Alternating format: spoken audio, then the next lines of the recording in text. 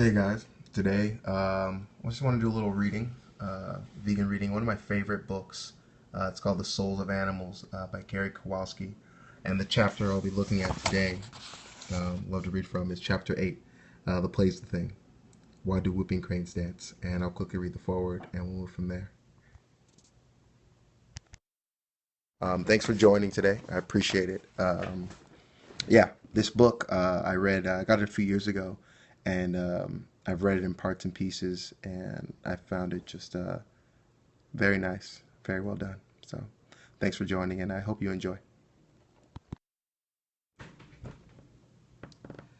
This is the excerpt at the beginning of chapter 8. Anyone who has ever teased a puppy with a sock or tantalized a kitten with a ball of yarn knows that animals love to play. Ponies prance, lambs frisk, and otters are born comedians. But why do creatures play? What purpose does play serve? The difficulty in finding a purpose in such cavorting may be related to the difficulty of finding a single purpose in life. Play, for humans as well as animals, exists for the sheer exuberance of being. The play's the thing. Why do whooping cranes dance? All the earth kicks up its heels in the springtime. Things start hopping, animals included.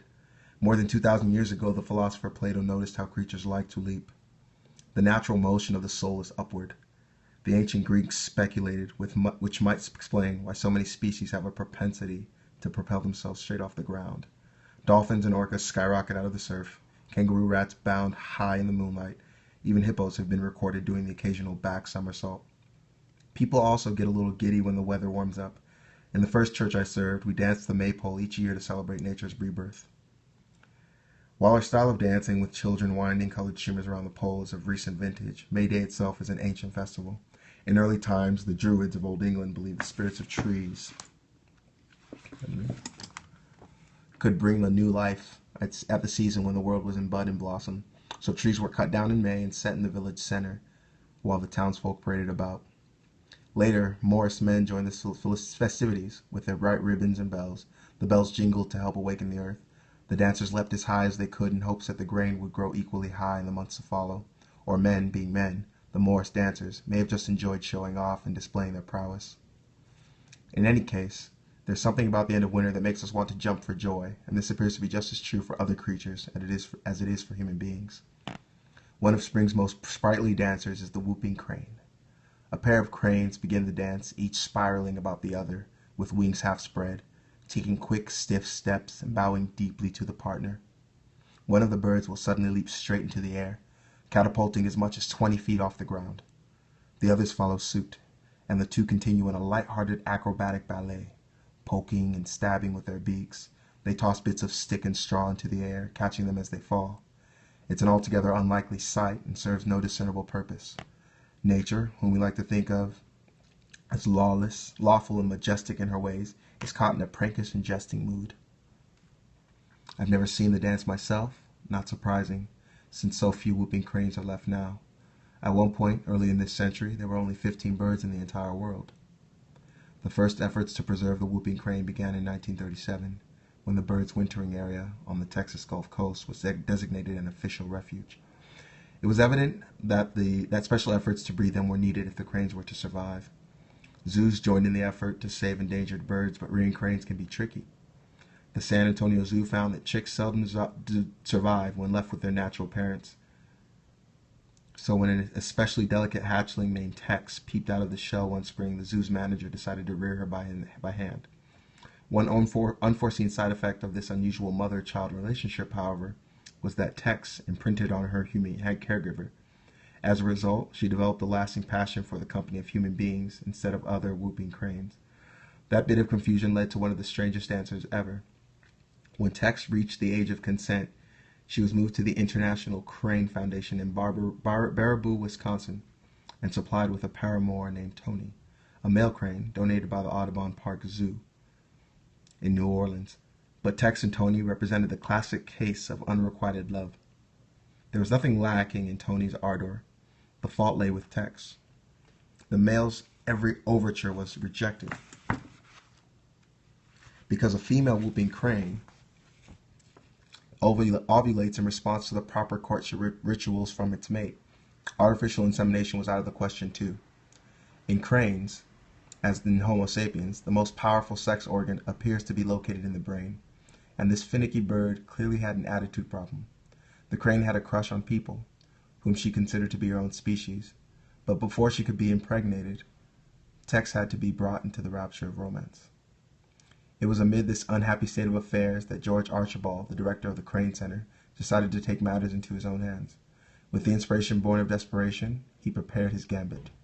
If Tex wasn't excited by other cranes, George would do the courting himself. In the spring of 1978, George and Tex literally shacked up together. George moved into a small wooden hut inside the Whooper's pen. Hashtag, quote unquote, until then, George reported, no one had spent any time with her since she was a chick.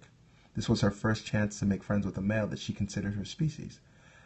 I talked to her a lot, and she began to respond. I spent every spare moment with her. A pair bond formed. For 2 seasons, George wooed the reluctant bird, not entirely without results. Twice, with the help of sperm donated by Tony and his brother Angus, Tex was successfully inseminated. One egg turned out to be infertile, though. The next year, the chick and another egg died in the shell. George decided to give it one last try. For 6 weeks in 1982, he camped out with the bird, taking on the role of devoted suitor. He helped Tex gather grasses for a nest. When Tex was tired, they rested together quietly. Most important, George danced, running and leaping, spinning and turning pirouettes, and spreading his arms like wings. To his delight, Tex joined in the dancing. At last, Tex laid her long-awaited egg, and a month later, a new whooping crane was born. No one is quite sure why cranes dance, but perhaps it is for the same reason we dance, the maypole. It may simply be a manifestation of natural high spirits. Those who have seen the dance say it is unforgettable. The whooping crane is an enormous bird. A full-grown male may weigh 25 pounds and stand more than 4 feet tall with a 7.5-foot wingspan. To see this feathered giant and his mate capering like the Lord and the Lady of the May is to witness one of the most extravagant rites of nature. The ritual is linked with courtship proceedings in the spring, but it goes on at other times of the year as well. In Japanese folklore, the cranes are known for their joie de vivre, the birds of happiness they are called. There is more here than can be explained by purely naturalistic causes, as Johann Huizinga points out in his book Homo Ludens, a study of the play element in culture. Play has a spiritual quality. A world in which cranes dance has an element of carousing, and freewheeling. Turning the page. Built into its very foundation. Animal scientists often try to explain play in terms of its survival value. Exploratory behavior like play, they point out, allows the organism to acquire information about its environment that may later prove useful. In hunting or fighting games, a young animal can practice and perfect skills it will need in adulthood. But while theories that explain play in terms of its later utility may be true in part, they are incomplete, says Huizinga. As a rule, they leave the primary quality of play as such virtually untouched. To each and every one of the above explanations, it might well be objected, so far so good, but what actually is the fun of playing? It would be easy to imagine animals training for the demands of survival mechanically and mirthlessly, without sport or amusement. But while play may prepare us to cope with more serious business, play is itself not serious. It is carefree and teasing, and it is this fun element that characterizes play that cannot be reduced to any other category. This means that play has a psychic dimension. In acknowledging play, you acknowledge mind for whatever else play is. It does not matter. Even in the animal world, it bursts the bounds of physical existence, says Huizinga. Animals play not because they have to, but because they want to, and from this it follows that animals like us are the sorts of sophisticated beings who can be either bored or amused. A creature who plays, moreover, is essentially unpredictable, full of tricks, feints, and surprises. Animals play, so they must be more than merely mechanical things, states Huizinga. We play and know that we play, so we must be more than merely rational beings, for play is irrational. We live in a whimsical universe, one in which a spirit is at play behind the very forms of creation. Play cannot be denied, declares Huizinga. You can deny, if you like, nearly all abstractions. Justice, beauty, truth, goodness, mind, God. You can deny seriousness, but not play. Frolicking is everywhere, glad and irrepressible, confounding our desire for an orderly and logical world. If you don't believe it, just watch a whooper in flight. In fine, calm weather, an observer reported in Forest and Stream way back in 1883, the whooping crane delights to mount up in great undulating spirals to the height of a mile or so and take a quiet float. while he whoops at neighbors in adjoining counties. After airing himself to his heart's content, he descends somewhat spirally as he rose, at other times with great plunges and wild, reckless dives until within about 50 feet of the earth. Then he hangs himself upon the air, with his long, spindling legs down, gently settles and alights. From the description, it's hard to say who is having more fun, the bird enjoying its flight or the person observing its antics. Whooping cranes are slowly making a comeback. There are now about 250 birds living in the wild, including a new non-migrating flock that was introduced to Florida in 1993, with another 125 cranes in captivity. Tex is no longer living, but her chick, named Gee Whiz, is alive and well. Gee Whiz is a cocky and somewhat aggressive fellow, and after an ill-fated affair with a bird named Faith, the matchmakers in Baraboo paired him with a demure young crane named Oobleck. Together, the happy couple has produced eggs for each of the past 2 seasons, so the pas de deux continues. Each of us participates in the dance of life. One great gay spirit animates us all, and in the springtime there is a skip in our step and a bounce in our walk. Cranes cavort and people promenade, probably for the same reason. We revel together in the rhythms of the earth, for life is ultimately a gamble, a leap of faith, a jump for joy, a mood of exaltation shared by all created beings. Shall we bow to our partners, the animals? Shall we invite them to be our playmates? The maypole is a merry reminder all of us spring from the single tree of life.